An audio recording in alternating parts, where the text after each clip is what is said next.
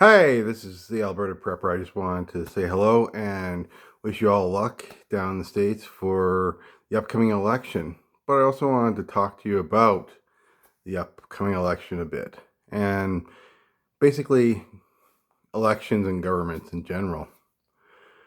I know everyone's all nervous and excited about the upcoming election, and I look at it and I go, well, that's fine.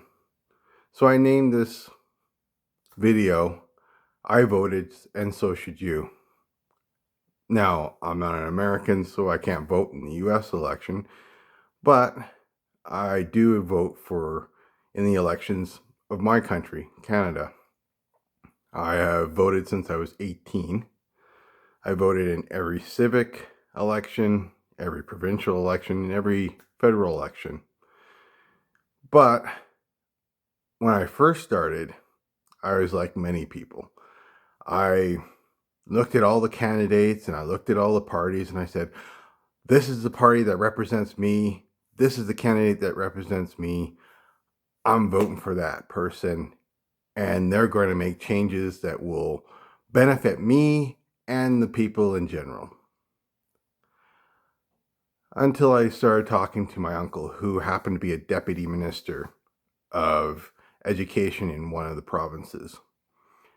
And he would tell me a story about what it was like being the deputy minister, which is the second highest official in the government in a department. The highest would be the minister, which would be the elected member of parliament or the elected member of the legislature or whatever it happens to be. Now, people go, well, that's good, but what does that mean? And I'd say, well, they would take the bills and legislation that had been passed and they would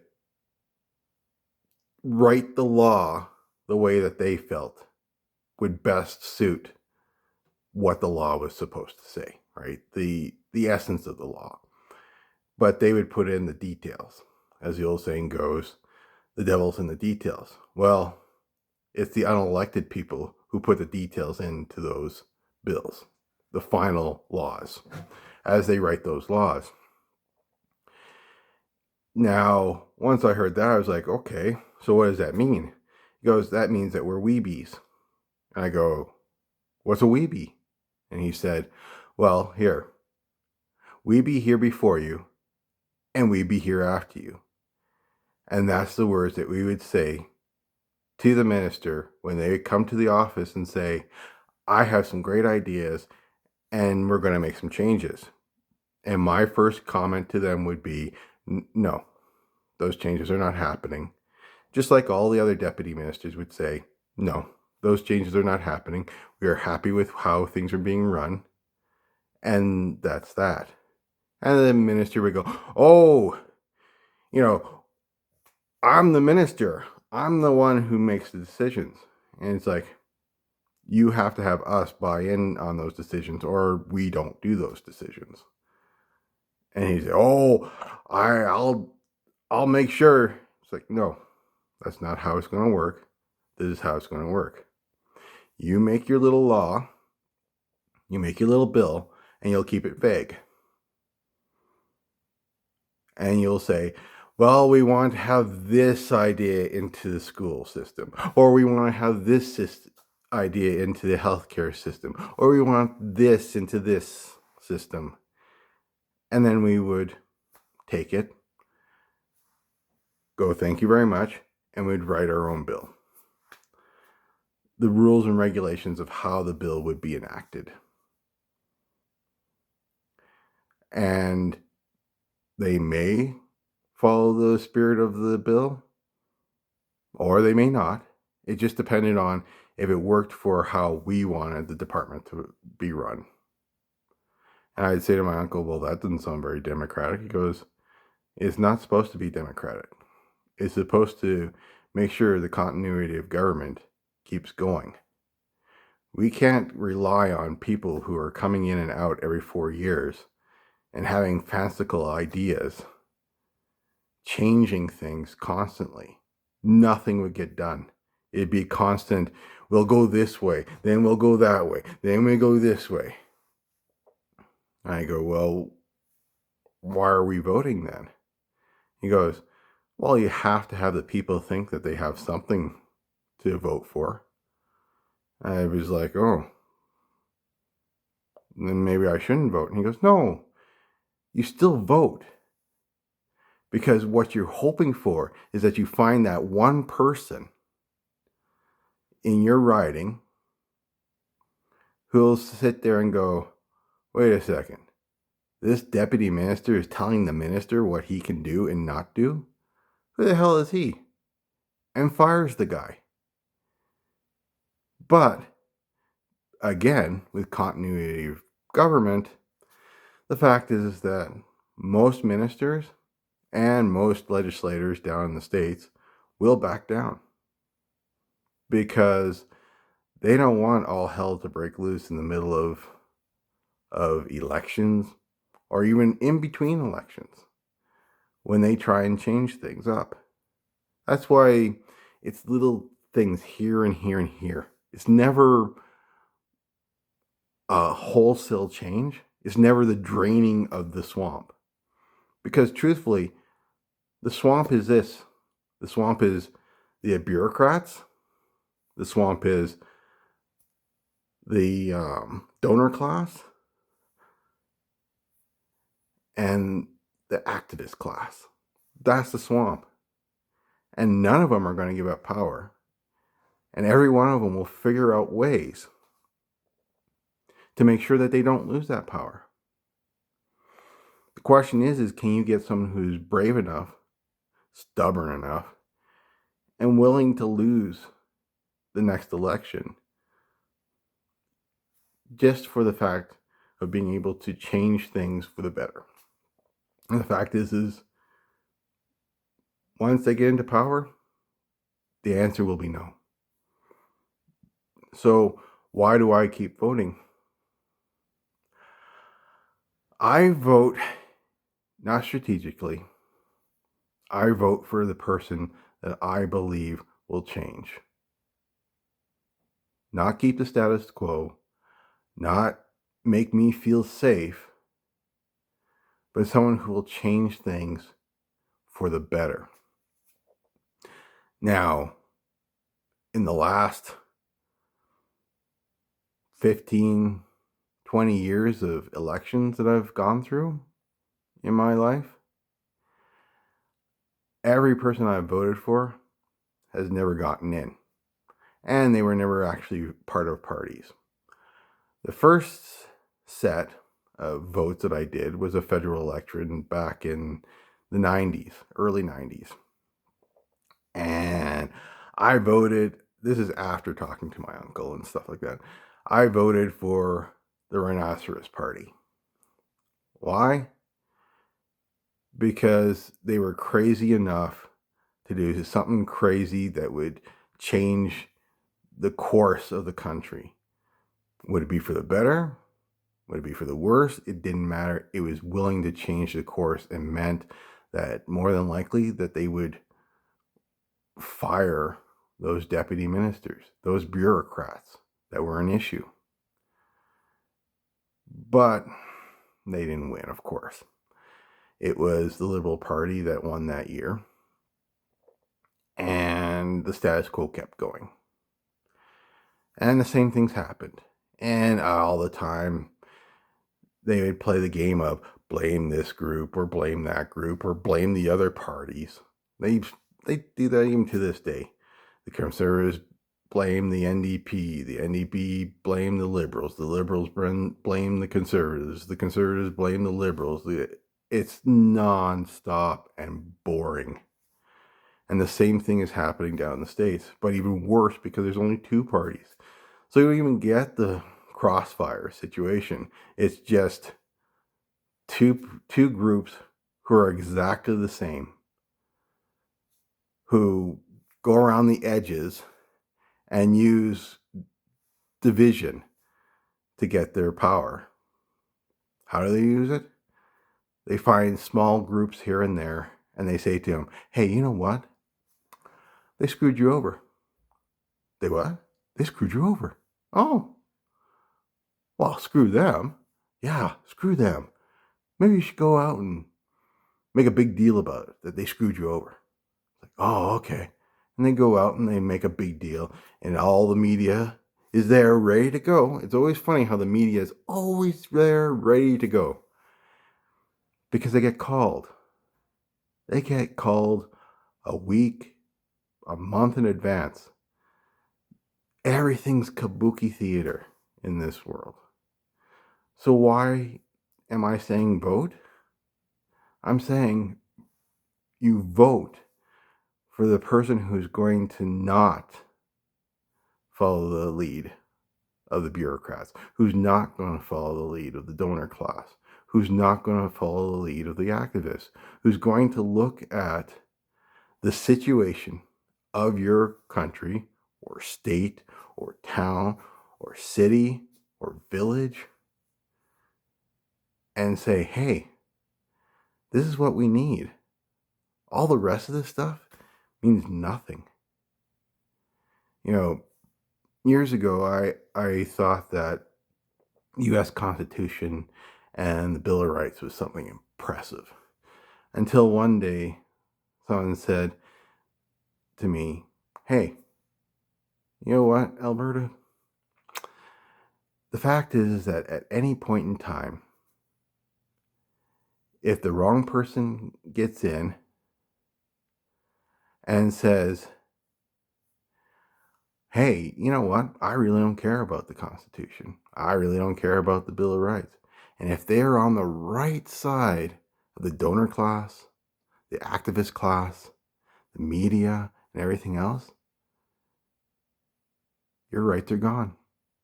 And I said, nah, that can't happen. And then COVID came. And yeah, it did happen. Rights, now it was fought back, but it took a while. But in that little bit of time, they were able to put in legislation that changed the course of the Bill of Rights and the Constitution, just like 9/11 did. Brought in a few more rules and regulations that changed the course of the Bill of Rights. Now you have star chambers where people can go and get disappeared for months at a time and never see lawyers, which is perfectly legal, but it's not. It's not constitutional.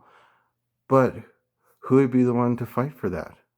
Well, the person who has standing in the law is the person in the star chamber, and they ain't saying squat. So when you vote, understand what you're voting for. When you vote for a party, you're voting for a color of a stick that you're going to get beaten with. When you vote for an individual who has their own convictions and their own mind and are willing to lose their life, their fortune, and everything else for the betterment of your town, your village, your state, your country, your province, your anything, that is the person that you want. You don't want the power-hungry person who wants to be there for 40 years. You don't want the person who wants to be there for 20 years. Hell, you don't even want the person who wants to be there for 10 years. You want the person who wants to make sure that the bureaucratic state isn't the controlling factor of the government. It's the people themselves. And right now, in every Western country, the controlling factor of every Western country is the bureaucratic state. The people who are unelected, the people who are hired in, the people who are hired in by people who may not have the best interest of the country in mind, but the best interest of themselves in mind. What's best for them? So, when you go to vote tomorrow, on the 5th of November, Go out there and vote and think about who you're voting for. Don't just vote because it's your party and it's been your party for generations. Don't vote because the guy is exciting or the girl is exciting or something new. Vote for a person who actually is different. Different here. Not in the skin color, not in the age, not even in their so-called presence on TV. Because the fact is that all that glitz and glamour on the TV that you see from all these politicians, that's manufactured. It's carefully scripted to make sure that they look their best at all times. And always are what you hope for, even though they aren't. They may tell you, oh, I believe in this, but in the background, they don't. Or they may say to you, I believe in that, but in the foreground, they don't. I challenge everyone out there to look at all the legislation that has been passed in the last, say, 12 years. That's 3 elections. That's 3 different presidents. And really, really look at the legislation and see what was passed. See if what was passed matched the rhetoric of those parties. Or did it match the rhetoric of the bureaucrat? Or did it match the ideas of the donor class? And as for the activist class, they're there at the behest of the donor and the bureaucrats. Because they're already infiltrated by the bureaucrats and by the donors. And you say, well, how? Well, the FBI are designed to infiltrate groups. The CIA is. Hell, they put together color revolutions that created chaos around the world. The fact is that we can't act like we're doing something good by just voting. You have to vote for a purpose and for a real meaning, for real understanding. It doesn't mean that you have to agree with everything. And then when the vote is finished, you have to peaceably go, maybe next time. Why?